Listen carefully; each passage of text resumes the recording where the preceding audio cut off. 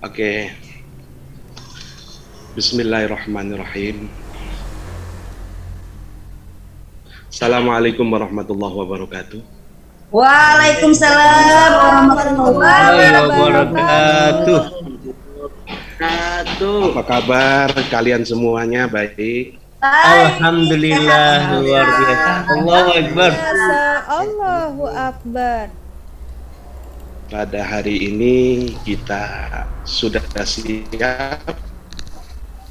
Apakah sudah siap untuk memulai pembelajaran tentang pernikahan?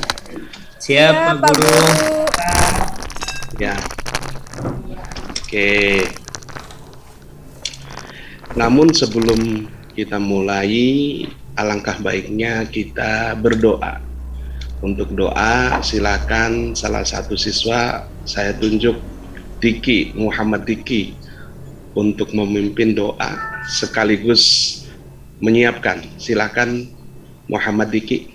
Ya, baik, Bapak, Guru, dan teman-teman yang saya cintai, mari kita awali pelajaran kita hari ini dengan berdoa. Kita awali dengan baca suratul Al-Fatihah.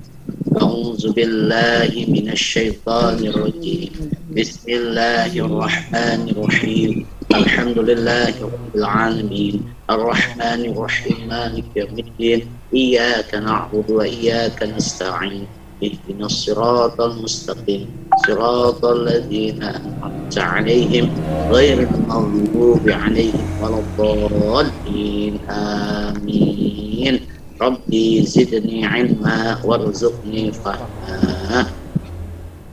Memberi salam. Assalamualaikum warahmatullahi Wabarakatuh.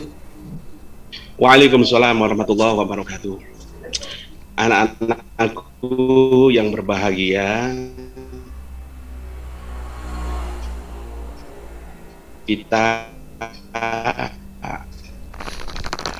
sebelum memulai pembahasan diskusi tentang dulu ya, siapa yang belum hadir sebagai, saya absen dulu. Yang pertama Jakaria. Hadir Pak Guru. Belum hadir. Yensi. Oh ya. Ya. Wuryaningsi. Hadir Pak A. Hadir. Umi Salama. Hadir. Umi Salama belum hadir. Siti Asia. Hadirah, Pak. Ya, Maharani. Hadir Pak Guru. Makbullah. Izin Pak. Mardiana. Hadir. Mardia. Muhammad Arafah. Izin Pak. Oh, hadir. Hadir, Pak. Rifai. Oke. Rifai. Hadir Pak Guru. Agus Bakar. Siap, Pak Guru. Dian Palupi. Oke, Dian Palupi. Hadir Pak Guru. Fajar. Hadir. Muhammad Diki. Teriak atau hadir? Imam Hadir, Pak. Wahyudin. Hadir, Pak. Hadir. Alhamdulillah ya, hadir hampir semua. 90% hadir. Yang belum hadir 1-2 orang. Mudah-mudahan bisa hadir semua. Oke, setelah kita mengabsen, pada pertemuan yang lalu kita sudah membahas tentang bab yang ke-6. Kalau munakahat itu bab yang ke-7. Bab yang ke-6 tentang iman kepada hari kiamat. Nah, sekarang adalah membahas tentang munakahat, tentang pernikahan. Namun sebelum kita bahas, kita lihat dulu materinya. Oke.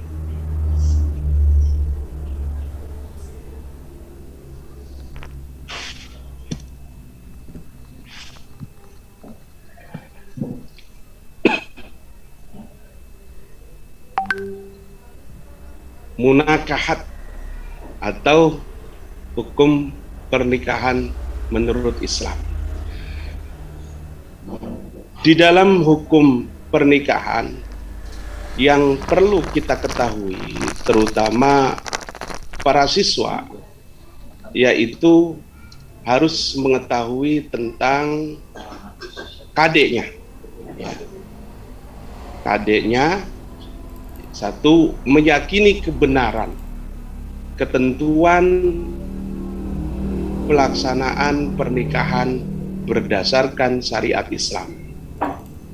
Kemudian indikatornya menjelaskan pengertian pernikahan berdasarkan syariat Islam. Yang kedua, menjelaskan hukum pernikahan berdasarkan syariat Islam. Yang ketiga, menjelaskan rukun pernikahan berdasarkan syariat Islam. Jadi dalam konteks ini yang kita diskusikan atau kita bahas ada 3 poin: pengertian pernikahan, hukum pernikahan, dan rukun pernikahan. Anak-anakku sekalian, tujuan pembelajaran atau setelah kita mengikuti proses pembelajaran, peserta didik dapat, satu, menjelaskan pengertian pernikahan. Kedua, menjelaskan hukum pernikahan berdasarkan syariat Islam. Ketiga, menjelaskan rukun atau unsur-unsur dalam pernikahan berdasarkan syariat Islam. Kita lihat gambar yang ada di depan kalian semuanya. Ini gambar apa ya? Saya mau nanya, gambar apa nih? Ijab kabul Pak Guru. Ijab kabul. Ijab Ya kabul. betul. Akad nikah. Prosesi ijab Di situ Pak, artis. ya. Artis. Jadi kita melihat bagaimana proses ijab kabul. Mana posisi wali, mana posisi saksi, posisi calon pengantin laki-laki dan mas kawin dan seterusnya. Nanti kita lihat itu. Namun sebelum kita membahas, saya akan membagi kelompok. Ya, nanti setiap kelompok itu berdiskusi sesuai dengan LKPD yang saya berikan. Saya bentuk kelompoknya. Kelompok pertama Zakaria, juru bicaranya nanti Zakaria. Siapa? Oke, diskusi dulu sesuai dengan LKPD yang saya sampaikan, yang saya berikan. Lalu setelah itu disampaikan di forum ini. Siapa? Kemudian kelompok 2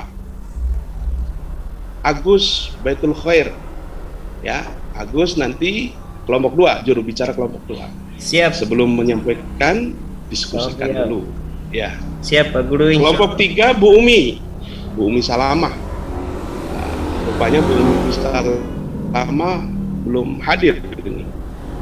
Ya, coba nanti kita tunggu sampai beliau nanti hadir. Kemudian kelompok keempat kelompok 4 Imam Wahyudin. Nanti Imam Wahyudin itu menyampaikan hasil diskusi kelompoknya. Ya Pak, baik, siap. Oke, ya. Pak Diki goyang-goyang terus tuh, Diki. Lagi apa Pak? Diki, sudah makan belum? Pusing Pak, dia pusing. Punya Pusing. Puasa kemarin kali Pak. Iya. Pusing Pak, belum makan-makan dia Pak, kasihan. Makan. Puasa dia Pak. Puasa. Pusing Pak, mau pilih yang mana Pak pasangannya? Oke, kita lihat pengertian pernikahan. Ya, kita lihat pernikahan Apa sih arti pernikahan? Kalau melihat dari indikatornya, kalian semua harus tahu pernikahan itu apa. Pernikahan adalah sebuah akad. Akad itu ikatan antara laki-laki dan perempuan yang bukan muhrim.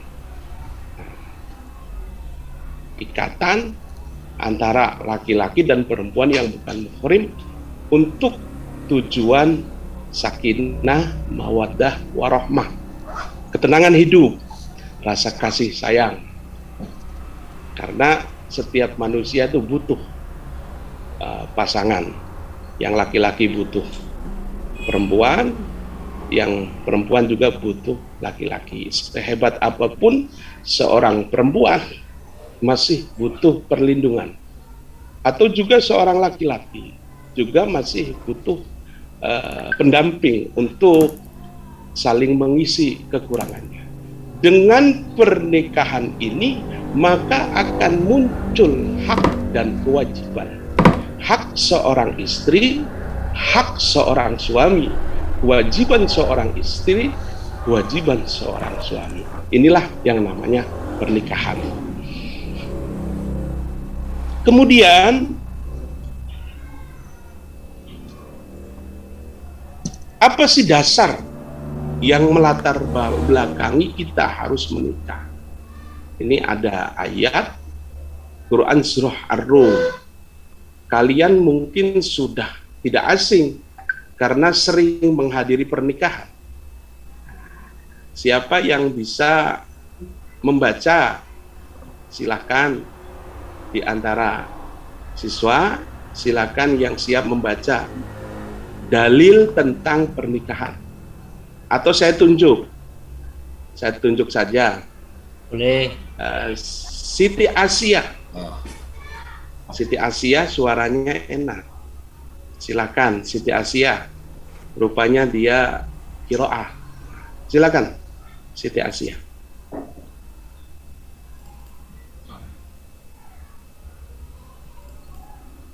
Ada Siti Asia? Lagi sakit tenggorokan waktu itu, Pak. Lagi Malu sakit Saya, Pak Guru. tenggorokan. Saya nggak apa-apa Pak Guru. Mewakili dari Atau sisi silakan. Rifai. Pak Rifai, silakan Pak. Pak Rifai. Ya. Rifai silakan Rifai. Izin sekolah. Ya. Rifai sudah menang kecamatan Pak, tingkat kecamatan dia Ya, tuh. silakan Rifai. A'udzu Bacakan. billahi minasyaitonir rajim. Bismillahirrahmanirrahim. Wa min ayatihi an khalaqa lakum min anfusikum azwajan litaskunu ilaiha wa ja'ala bainakum mawaddatan wa rahmah. Inna fi dzalika laayatin liqaumin yatafakkarun. Ini suaranya merdu sekali Rifai. Ini nilainya sudah jayyid jiddan. Masya Allah. Itu belajar di rumah ya Rifai. Belajar Hijab kabul Pak kajian, dia. Pak Guru. Juara satu ini luar provinsi itu biasa. Pak. Suaranya Rifai, ajarin Masya saya dong. Saya belum lancar baca Qurannya, Rifai. Allah. Nanti kita sama-sama belajar Jadi nih. kalau semua siswa Belajar yang hijab kabul ya, modelnya Pak. kayak Rifai, wah itu banyak yang ngantri itu perempuan. Saya mau belajar sama Pak Rifai, Pak. Oh, Kirain mau belajar sama ngantri di Rifai depan, ya. Maharani. Oke. Ayat ini menegaskan tentang pernikahan. Wa min ayatihi, dan sebagian dari tanda-tanda kebesaran Allah, kekuasaan Allah, an khalaqalakum, sesungguhnya telah Allah ciptakan bagimu min anfusikum, dari jenis kalian, azwaja, pasang-pasangan. Karena hakikatnya manusia, wa khalaqnakum azwaja, aku ciptakan manusia berpasangan. Cuman perlu diketahui ini, an khalaqo, lah nanti di situ ada wa ja'ala bainakum, Ini yang kadang-kadang nggak diartikan secara mendalam. An khalaqa dan wa ja'ala bainakum. Itu secara sempita sama. Cuman secara dalam itu berbeda pemahamannya. An khalaqa, Allah menciptakan, berarti 100% Allah hak prerogatif. Jadi jodoh itu Allah. Mau pacaran dengan siapa? Kadang-kadang ternyata dengan orang lain. Ini artinya hak Allah 100%. Beda dengan wa ja'ala bainakum mawaddatan wa rahmah. Allah menjadikan dua orang insan dengan pernikahan, dia akan menghasilkan mawaddah wa rahmah, rasa kasih dan rasa sayang. Ini yang perlu saya garis bawahi di sini, karena kadang-kadang enggak menjelaskan itu, bahwa an khalaqa, Allah menciptakan pasangan, berarti hak Allah 100%. Kita nggak ada. Kalau wa ja'ala itu kita ada 50% ikhtiar manusia, 50% Allah, supaya keluarganya senang, bahagia, ya ada ikhtiar. Tapi kalau di atas, walaupun ikhtiar apapun, hakul yakin Allah yang menentukan. Kadang-kadang kan dia pacarannya dengan siapa, ternyata jodohnya di depan mata gitu. Bisa saja nanti Rifai, yang belum nikah Rifai ya, nanti Rifai itu jodohnya ya, mungkin saja yang ada di sini atau yang mana, karena itu hak Allah, kita tidak. Makanya ini ayat sebagai dasar hukum pernikahan. Ada tambahan dasar hukum dalam Quran surah An-Nisa, fankihu ma tobalakum minan nisa. Saya potong sampai di situ, enggak saya berani teruskan karena ini sambung dong Pak. Anjuran fankihu, nikahilah wanita yang kamu cintai, yang kamu sukai. Maka nanti tidak ada paksaan. Kalau kamu sukai, ya nikahilah. Nah, itu dasar hukum. Kemudian ada juga dalam Quran surah An-Nisa ayat 1 ini ada yang menjadi dasar hukum pernikahan. Ya ayuhan nas ittaqu rabbakumul ladzi khalaqakum min nafsin wahidah wa khalaqa minha zawjaha wa batsa minhuma rijalan katsira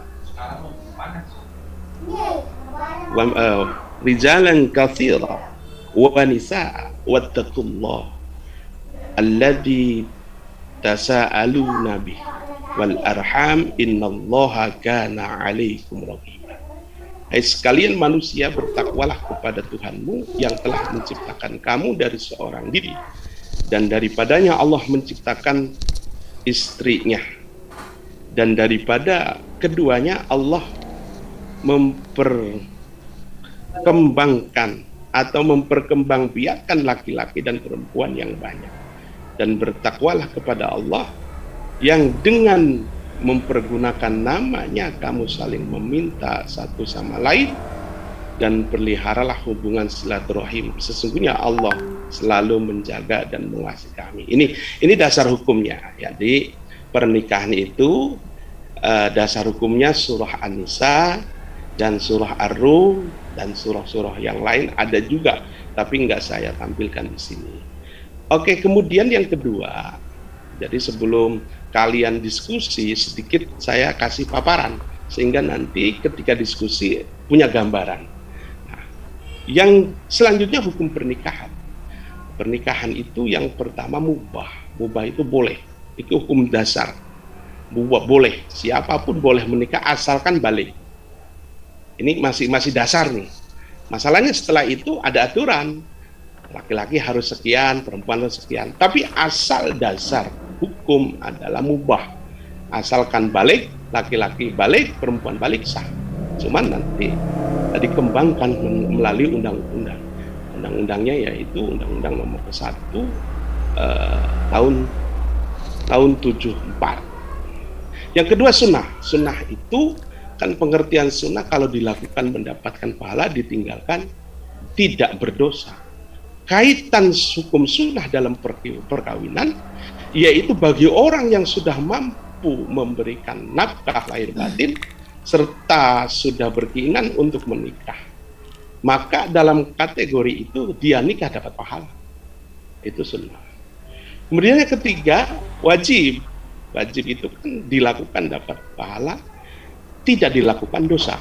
Hukum wajib kalau dikaitkan dengan pernikahan itu adalah bagi orang yang sudah mampu memberikan nafkah lahir batin dan ada keinginan, ya, keinginan menikah.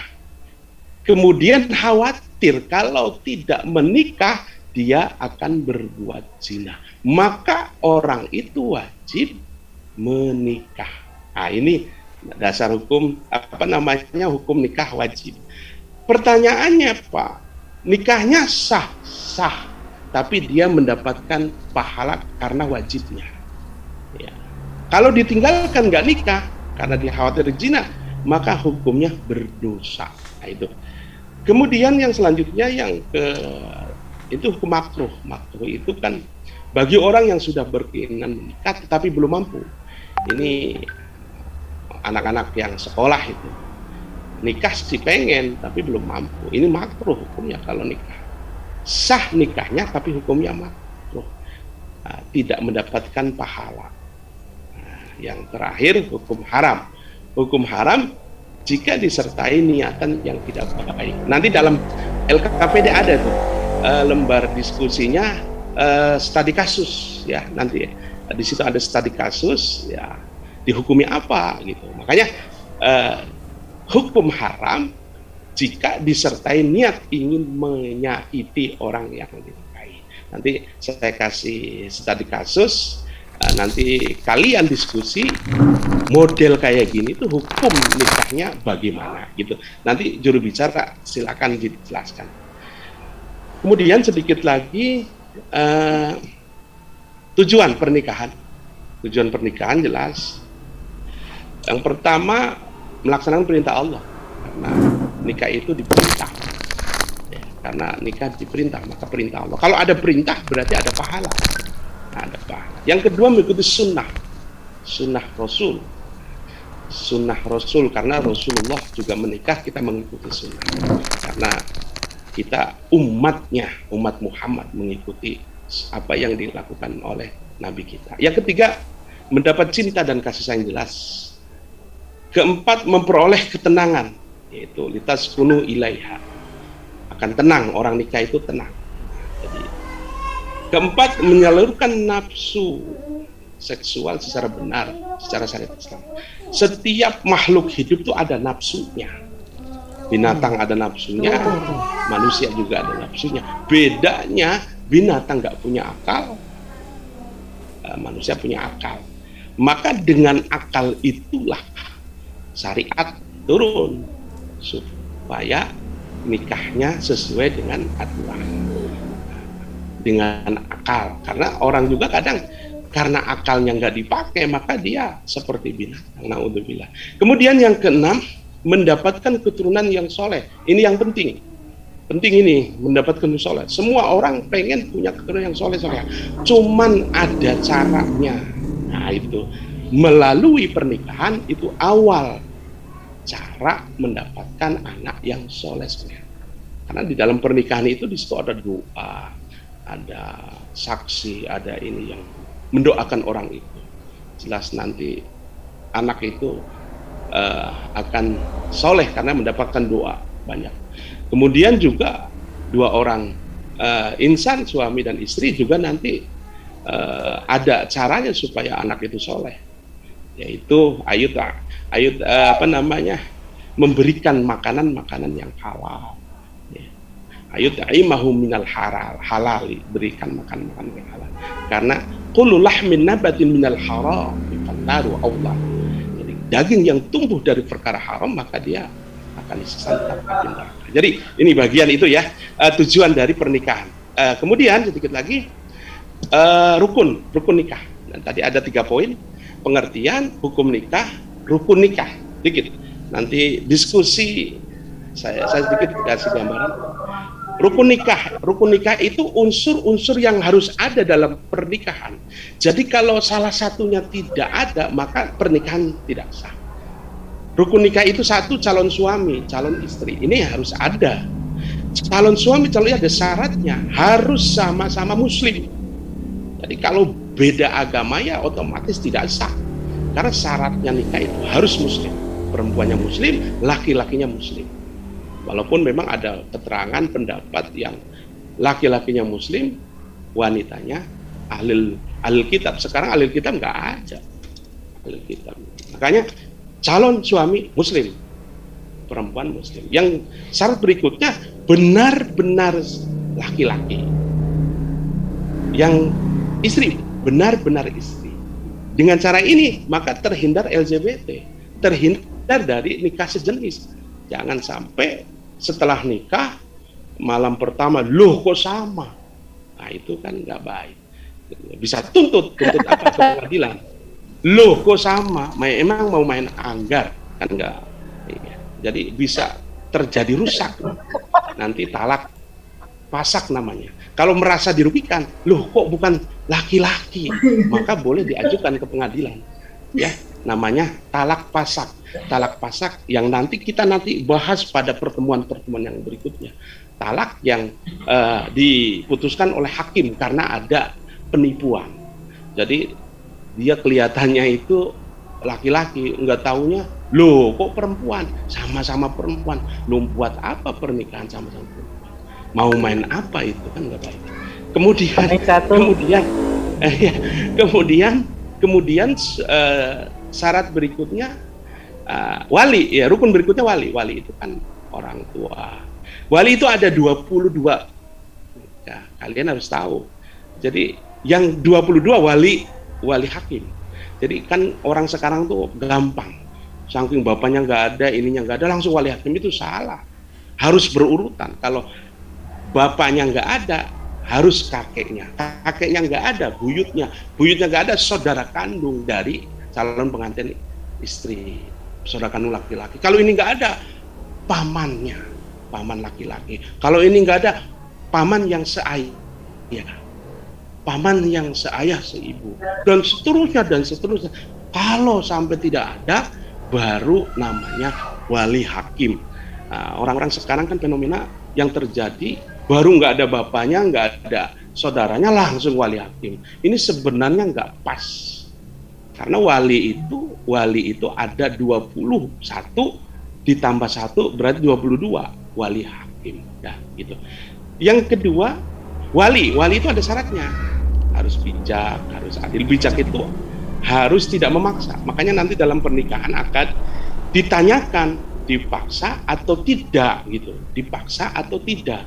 Nah, itu namanya wali. Wali itu adil. Jadi tidak ada paksaan. Yang ketiga 2 orang saksi. Nah, jelas adil. Yang keempat ijab dan qabul. Ijab itu ucapan dari pengantin. Wali ucapan dari wali. Qabul adalah ucapan dari pengantin. Saya kasih contoh. Ijab. Saya nikahkan dan saya kawinkan kau Fuad bin Fulan dengan anak saya Siti Fatimah dengan mas kawin kunci mobil dibayar tunai. Itu contoh aja. Nah, itu ijab, contoh ijab. Kalau kurang lengkap ya mohon maaf. Kemudian qabul. Qabul itu ucapan dari seorang calon suami. Saya terima nikah dan kawinnya Fatimah binti Fulan dengan mas kawin kunci mobil dibayar tunai. Nah, itu contoh ijab qabul. Nanti saksinya baru sah. Dari 2 orang saksi itu baru yang lain ikut-ikut. Yang penting 2 orang saksi itu. Yang kelima mahar, mas kawin. Mahar itu perlu digarisbawahi. Mahar itu memang hak istri. Tetapi dalam kitab Nasoihul Ibad itu mahar boleh dikasihkan suami dengan catatan istri itu ikhlas.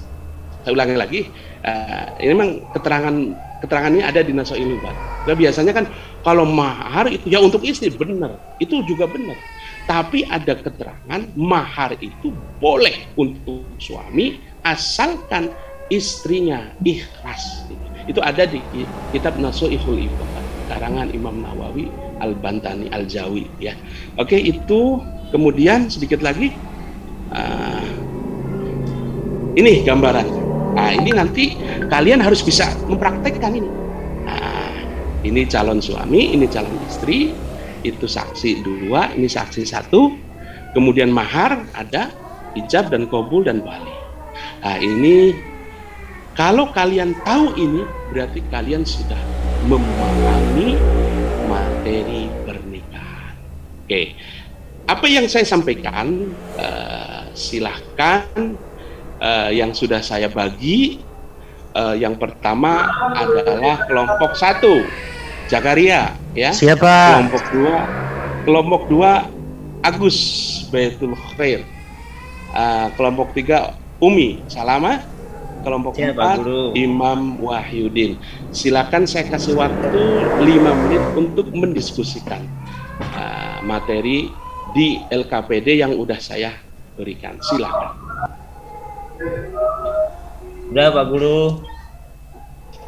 Oke, udah? Udah 30 menit deh ini. Udah siap kelompok 2. Siap. Udah, Pak. Oke. Saya kasih kesempatan ke ke Zakaria ya, Zakaria. Siapa? Silakan. Ya, silakan. Kelompok 1 ya. Ya Pak, terima kasih Pak. Ya.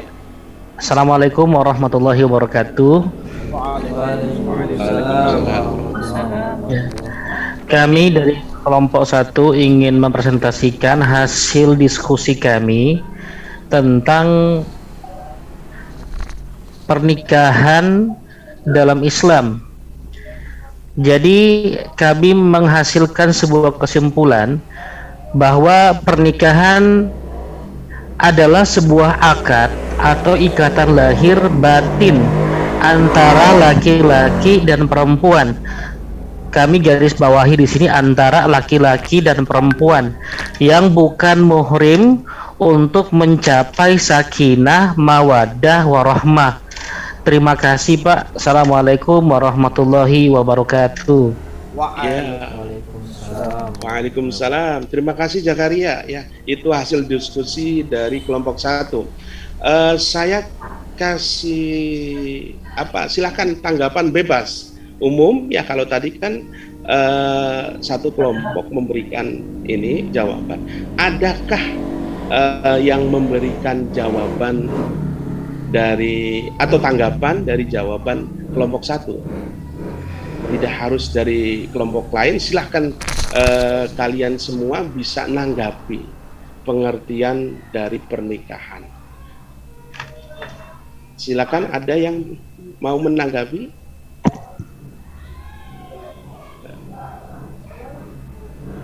Tidak ada? Oke, kalau tidak ada berarti sudah paham semuanya.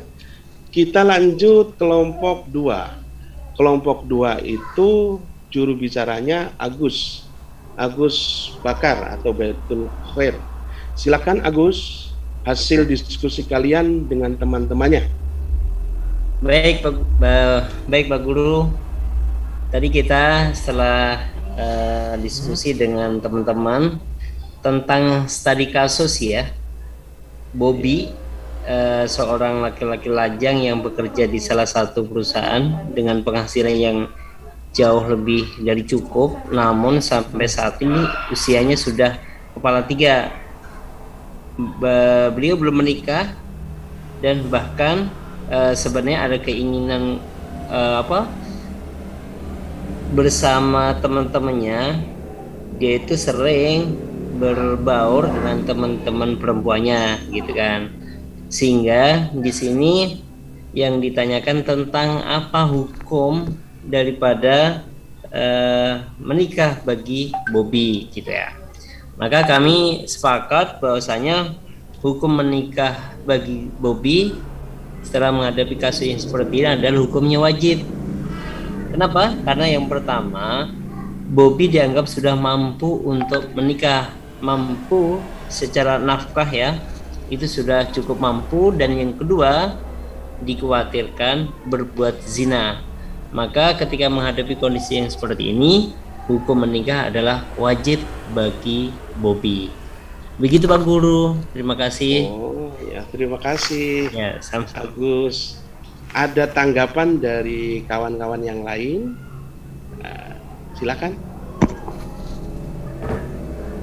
Pak izin Pak bertanya. Ya, boleh.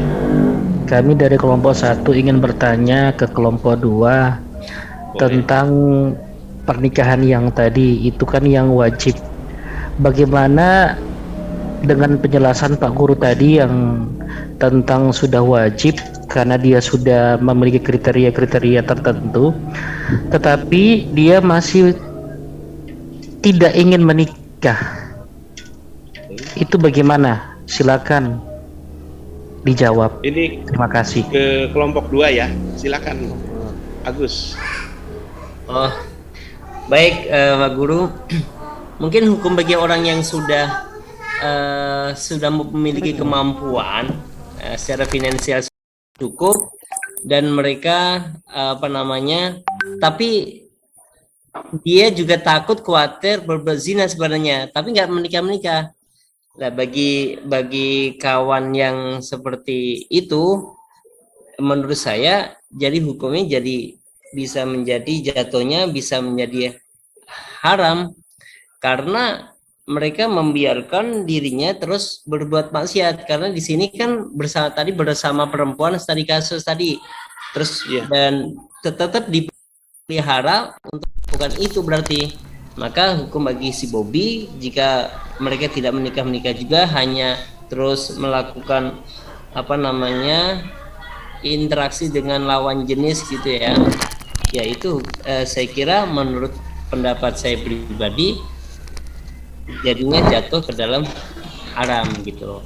Begitu pendapat saya dari kelompok 2 Pak Guru. Oke, gimana Diki ke Jakaria? Iya, terima kasih Pak, udah puas, nanti saya bilang ke Bobby Pak. Iya. Jadi studi kasus di sini kan kalau memang dia itu khawatir zina maka wajib. Kalau dia menunda dosa. Gitu aja. Oke. Kemudian kelompok ketiga Bu Umi. Kelompok 3 Umi Salama. Umi Salama sudah hadir belum? Atau masih makan? Sudah. Pak. Silakan Umi Salama hasil diskusi dengan kelompoknya untuk disampaikan di pertemuan kali ini, silakan. Ya, baik Pak. Terima kasih. Assalamualaikum warahmatullahi wabarakatuh. Waalaikumsalam warahmatullahi wabarakatuh. Baik teman-teman, saya akan mewakilkan kelompok 3. Jadi hasil diskusi kami adalah yaitu ada masalah. Indra adalah laki-laki pekerja keras yang sangat rajin bekerja. Di tempat kerjanya, dia dikenal sebagai seorang karyawan yang sangat rajin dan ulet dalam pekerjaannya dan sangat disukai oleh atasannya. Kemudian dia sering diberikan waktu lembur untuk bekerja dan penghasilan diterimanya itu pun lebih besar dibandingkan dengan teman-teman yang lain karena dia sudah optimal bekerjanya. Sehingga sebelum bekerja di tempat itu, Hendra hanya sebagai tukang ojek yang penghasilannya tak menentu dan sering mendapat ejekan dari teman-temannya, termasuk teman perempuan yang dekat dengannya. Mengetahui Hendra seorang tukang ojek, si teman dekat perempuannya ini meninggalkannya dengan alasan Hendra adalah seorang ojol yang miskin dan tidak bisa diharapkan. Sampai saat ini Hendra belum menikah, dan setelah ditelusuri ternyata Hendra berniat ingin mencari teman perempuan yang dulu pernah dekat dengannya, yang juga belum menikah. CLBK ya namanya, cinta lama bersemi kembali, dan kemudian mengajak menikah. Hal ini Hendra lakukan untuk menunjukkan bahwa ia sekarang telah menjadi seorang sukses. Tetapi niat Hendra ini tuh ingin menikah dengan perempuan Yang sudah menghinanya itu karena ingin mempekerjakannya sebagai pembantu, bukan sebagai istri. Itu beralasan si Hendra ini rumah tangganya ini sebagai balas dendam karena telah menghinanya dahulu kala. Seperti itu Pak, barangkali dari saya. Pak Guru, udah Ya. bel itu, mohon maaf Pak Guru, tadi udah bel 17 menit Udah yang bel, lalu. ya. Iya. Oke, Bu, ya oke. Umi Salama itu jawabannya apa?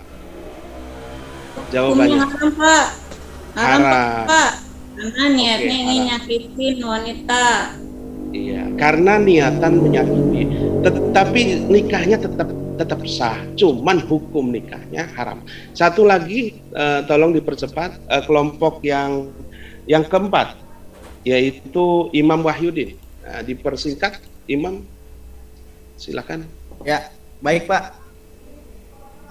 Saya akan menyampaikan hasil diskusi dari kelompok kami berdasarkan apa yang telah dibagi oleh Bapak dalam LKPD. Jadi kami dapat pertanyaan kelompok kami tentang sebutkan rukun-rukun dari pernikahan dalam Islam. Yang pertama yang termasuk rukun pernikahan dalam Islam adalah adanya pengantin baik dari calon suami maupun calon istri, yang pertama. Yang kedua adanya wali dari pihak perempuan. Kemudian yang ketiga adanya 2 orang saksi yang adil. Yang keempat adanya ijab dan qabul, dan yang kelima adanya mas kawin. Itu Pak yang kami hasilkan dari kelompok 4 dari hasil diskusi kami. Terima kasih. Oke, terima kasih Imam Wahyudin ya. Dari kelompok 1, kelompok 2, dan kelompok 3 serta kelompok 4, saya menggarisbawahi jawabannya lumayan maksimal ya. Dan saya kasih nilai jayid walaupun belum jidan, jayid ya. Oke. Terima kasih Pak Guru. Iya, sama-sama. Terima kasih dari apa yang telah dilakukan oleh kalian semua mendiskusikan tentang pernikahan. Namun sebelum kita tutup ada refleksi. Saya berikan kepada Yensi. Tolong refleksinya gimana dari apa yang telah didiskusikan, apa yang telah disampaikan. Silakan. Iya Pak Guru, refleksi materi hari ini adalah tentang munakahat. Bisa disimpulkan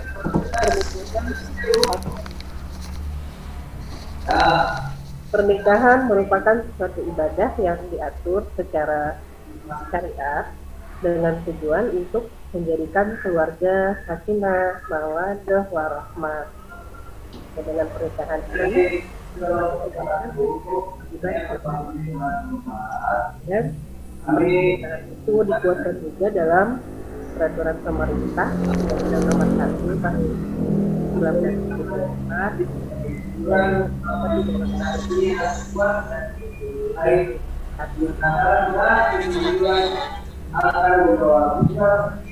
ya, oke. Yensi telah merefleksikan dari si kita atau pembahasan materi permunakahat. Namun sebelum diakhiri pertemuan kali ini, kita tutup dengan doa. Di awal Muhammad Diki Apriansah membukanya, sekarang menutupnya. Silakan Muhammad Diki untuk ditutup dengan doa. Baik, kawan-kawan, kita tutup pelajaran kita hari ini dengan doa. Baca hamdalah Alhamdulillahirabbil alamin. Oke, terima kasih dari saya. Assalamualaikum warahmatullahi wabarakatuh. Waalaikumsalam warahmatullahi wabarakatuh. Terima kasih Pak Guru.